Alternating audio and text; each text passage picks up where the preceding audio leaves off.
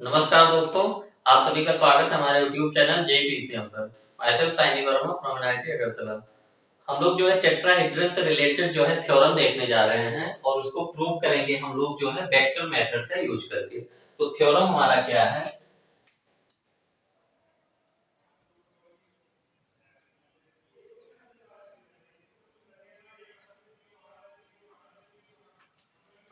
और ये थ्योरम हमारा जो है पार्टिकुलर टाइप के टेट्राहेड्रन के लिए यूज होगा।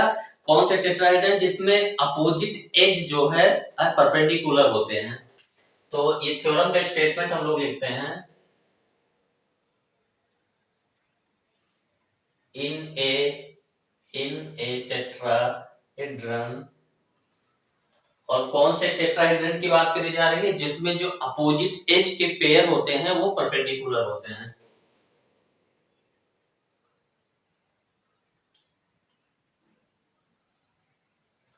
कौन सा टेट्राहेड्रन? यहाँ पे हम लोग लिख दे रहे हैं इन व्हिच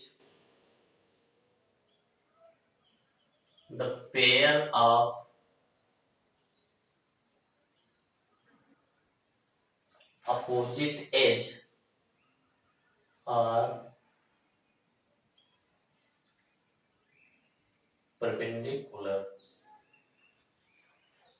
तो ये क्या कहना चाहता है थ्योरम कि कौन से टेट्राहेड्रन की बात करी जा रही है कि जिसमें जो है पेयर ऑफ अपोजिट एज जो होते हैं वो परपेंडिकुलर होंगे, उस पर्टिकुलर टेट्राहेड्रन पे ये लागू होगा। तो इसका स्टेटमेंट अब हम लोग लिखते हैं। In a tetrahedron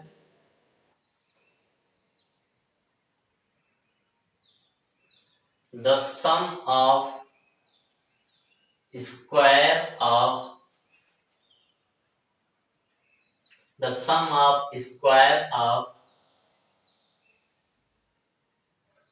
opposite edge is same in all three pairs।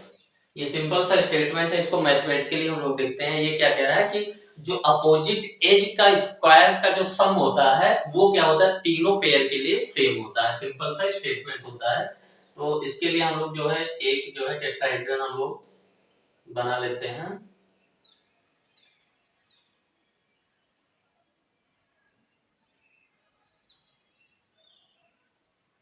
ये हम लोगों ने एज्यूम कर लिया ओ, ये ए, ये बी, ये सी।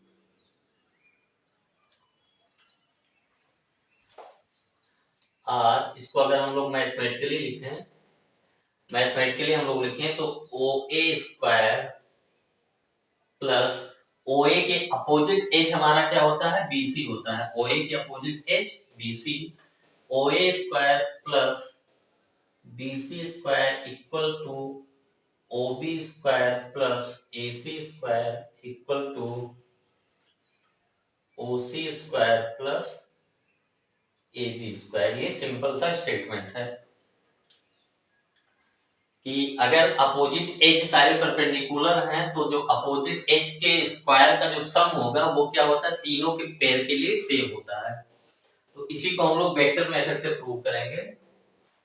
तो सबसे पहले हम लोग पॉइंट ओ को ओरिजिन हम लोगों ने एज्यूम कर लिया और इसके रिलेटेड में पोजीशन वेक्टर हमारा ए का ए हो गया, बी का बी और सी का हम लोगों ने एज्यूम कर लिया सी।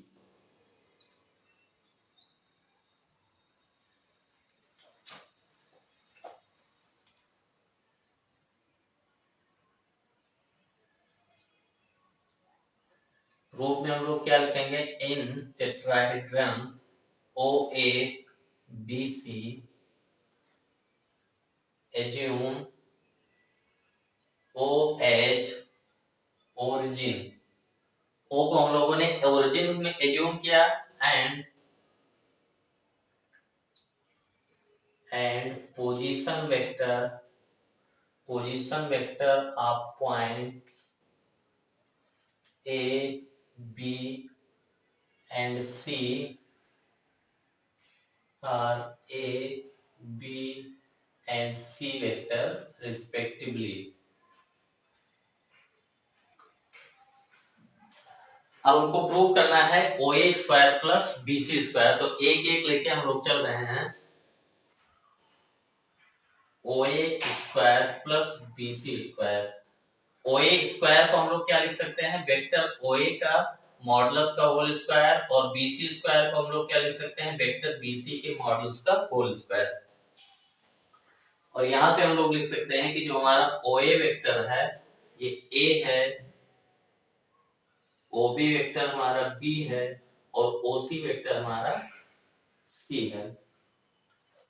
अगर ABBCCA की बात आएगी तो हम लोग लिख सकते हैं AB वेक्टर को अगर हमारी जरूरत पड़ेगी तो इसको हम लोग क्या लिखेंगे, OB माइनस OA, यानी ये इक्वल टू हो जाएगा vector B minus vector A। BC vector को हम लोग क्या लिखेंगे, OC vector minus OB vector, equal to ये हमारा हो जाएगा C माइनस B। और CA वेक्टर की जरूरत पड़ेगी तो इसको OA vector minus OC vector equal to vector A minus vector C। अब OA square plus BC square expression को हम लोग लेके चल रहे हैं, इसको OA को लिख देते हैं OA वेक्टर के मॉडुलस का होल स्क्वायर, और OA हमारा क्या है, मॉड A। तो ये हो जाएगा हमारा mod A square plus BC हमारा क्या है, C माइनस B के मॉडुलस का होल स्क्वायर, ये इक्वल टू हो जाएगा मॉड A स्क्वायर प्लस ये हो जाएगा हमारा mod C square plus mod B square minus 2C dot B। क्योंकि हम लोग जानते हैं कि A माइनस B के मॉडुलस का होल स्क्वायर हमारा जब ओपन करते हैं तो ये mod A square plus mod B square minus 2A dot B, ये हम लोग पढ़ चुके हैं। तो OA square plus BC square हमारा ये आ गया। अब हम लोग जो है OB square plus AC square की वैल्यू निकालना चाहते हैं। OB square plus AC square, तो फिर वही काम हम लोग करेंगे। OB स्क्वायर को हम लोग क्या लिखेंगे, वेक्टर OB के मॉडुलस का होल स्क्वायर, और AC स्क्वायर को हम लोग क्या लिखेंगे, वेक्टर AC के मॉडुलस का होल स्क्वायर, और ये OB हमारा क्या हो जाएगा, वेक्टर B के मॉडुलस का whole square plus C minus A के मॉडुलस का होल स्क्वायर। और इसको हम लोग आगे बढ़ाएंगे तो ये mod B square plus mod C square plus mod B A square minus 2C dot A।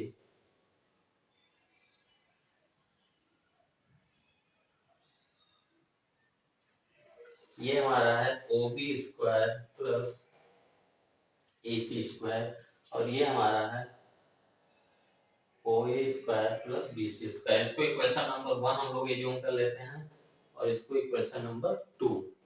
अब थर्ड पार्ट हम लोग देखते हैं, OC square plus AB square. OC square plus AB square equal to हो जाएगा ये मॉड OC का square plus mod AB का स्क्वायर, ये इक्वल टू हो जाएगा mod C square plus B minus A के मॉडुलस का whole square equal to mod C square plus mod B square plus mod A square minus 2A dot B या B dot A। तो हमारे यहाँ से OC square plus AB square equal to A square plus B square plus C square minus 2A dot B, ये हमारा हो गया equation number 3। अब हमको ये दिखाना है कि ये तीनों इक्वल है। देखिए पहले वाले में A square B square C square यहाँ भी है, दूसरे वाले में भी A square B square C square plus में है, यहाँ भी A square B square C square plus में है। तो डिफरेंस क्या है, यहाँ C डॉट B है, यहाँ C डॉट A है, यहाँ A डॉट B है। लेकिन जिस पर्टिकुलर टेट्राहेड्रन की बात हम लोग कर रहे हैं कि जैसे pair of opposite edge perpendicular होते हैं, उसके लिए क्या होता है, A dot B equal to B dot C equal to C dot A। ये कहां पे होता है,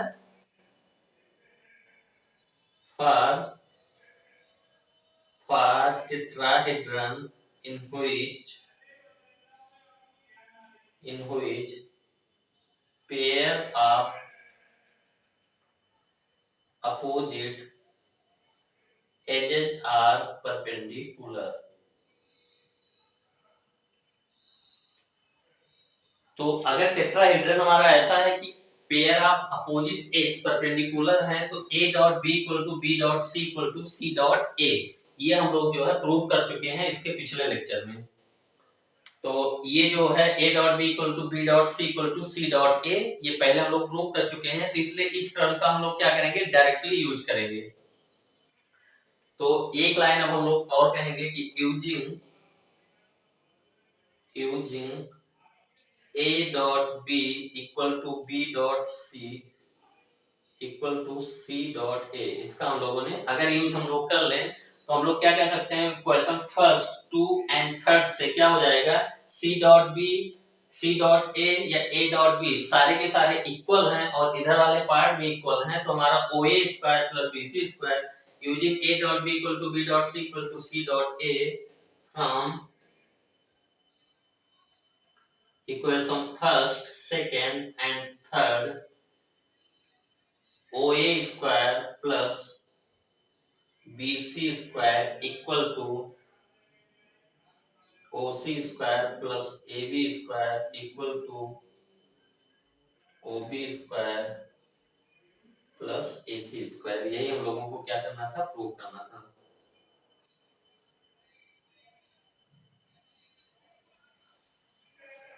तो इसको समराइज कर लेते हैं हम लोग कि कौन से टेट्राहेड्रन की बात करी जा रही है कि जिसमें pair of opposite edge perpendicular होंगे, क्योंकि उसी के लिए a dot b equal to b dot c equal to c dot a होता है।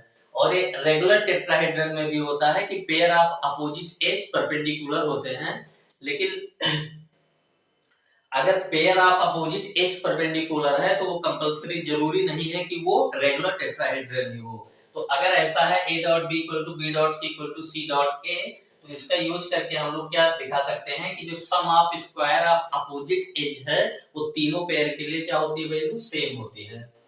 OA square plus BC square equal to OB square plus AC square equal to OC square plus AB square. तो ये simple सा जो theorem था और इसका proof था हम लोगों ने देखा, तो इसमें इतना ही रखते हैं।